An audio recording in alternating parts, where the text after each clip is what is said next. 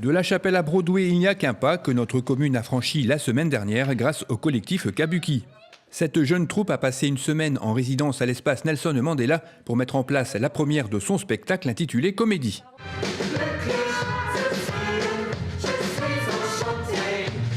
La résidence d'artistes est aussi une possibilité offerte par l'espace culturel, un atout que notre commune souhaite développer.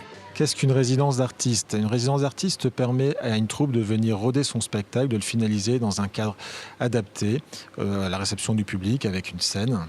Et en contrepartie, nous avons pour, en tout cas, la Chapelle Armentières, 3 choses. La première, bénéficier d'un spectacle professionnel à un prix ultra réduit.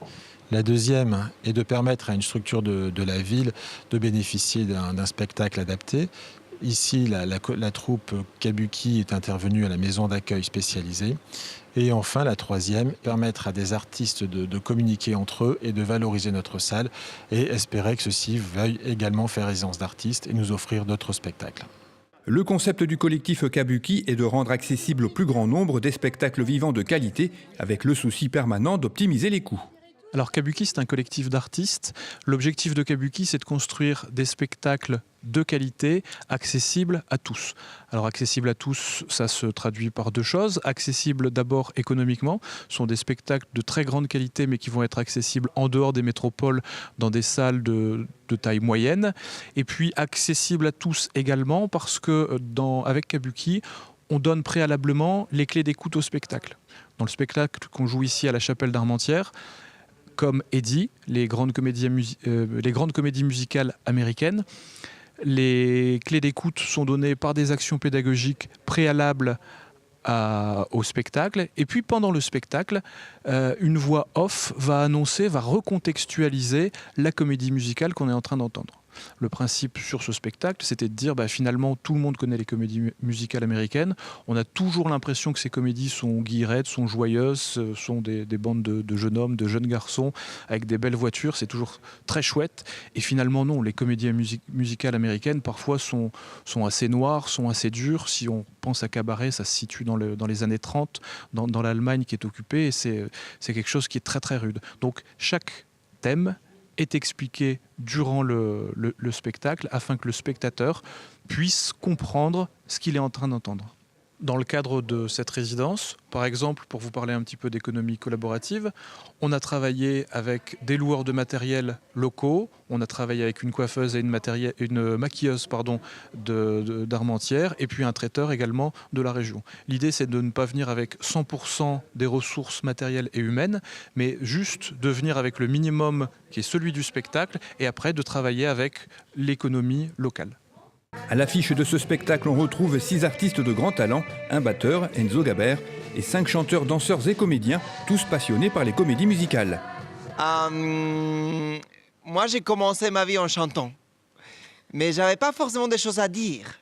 Et du coup, en fait, effectivement, le fait qu'on m'impose un rôle et devoir jouer un rôle et raconter quelque chose qu'un auteur a voulu raconter, ça me convenait parfaitement. C'est de là que vient ma passion pour la comédie musicale. Et en plus, je chante, je danse et je joue, du coup, c'est parfait. Alors, moi, j'ai commencé la comédie musicale il y a 10 ans. Et ce que j'adore dans le fait de cumuler le chant, la danse et le théâtre, c'est de pouvoir justement allier ces 3 arts et de transmettre des émotions. Alors moi, j'ai une formation de danseuse à la base, mais j'ai toujours chanté et joué depuis que je suis petite.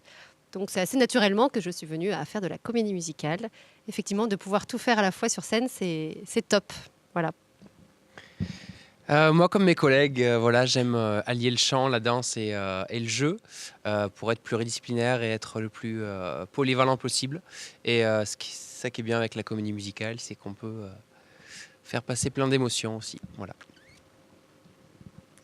Et donc moi, j'ai commencé par le chant lyrique, donc un monde complètement différent.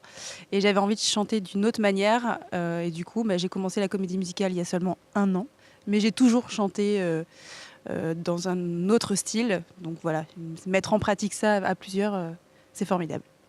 Comédie raconte l'histoire d'un jeune musicien brillant, Eddie, qui se cherche encore artistiquement et entreprend un voyage en quête d'un sens à sa vie d'artiste. Attiré par de nombreux genres musicaux, il se met à explorer l'histoire des comédies musicales, découvrant finalement que l'on y retrouve tous les genres de musique. Le soir de la première, l'espace Mandela affiché complet pour ce voyage dans l'univers des grandes comédies musicales américaines, celles des planches et du cinéma, couvrant une période allant de 1966 à 2016.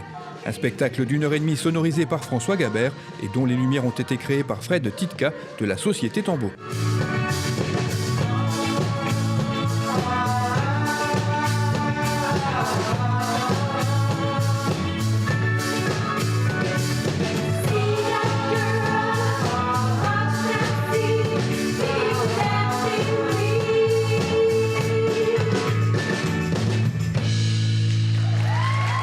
Paris gagné pour Kabuki avec une ovation du public debout et des avis unanimes.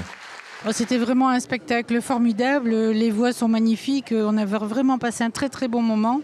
Et franchement, je ne regrette pas d'être venue. Et il y avait beaucoup de monde, la salle était pleine et vraiment un très beau moment de musique musicale avec des voix formidables. Donc encore un grand bravo à toute la troupe. Un spectacle génial, plein d'émotions. Que dire encore c'était super. Hein, Clotilde? Ouais, j'ai adoré, c'était vraiment cool. C'était formidable. J'ai vu pas mal de spectacles aux États-Unis, en Corée, à Londres, à Paris, mais c'était au niveau top. Ça vous fait voyager toute l'histoire de musicale américaine, donc il ne faut pas rater, à voir. Voilà. Reste maintenant à convaincre les programmateurs d'événements culturels pour que ce beau spectacle puisse séduire d'autres publics dans d'autres lieux.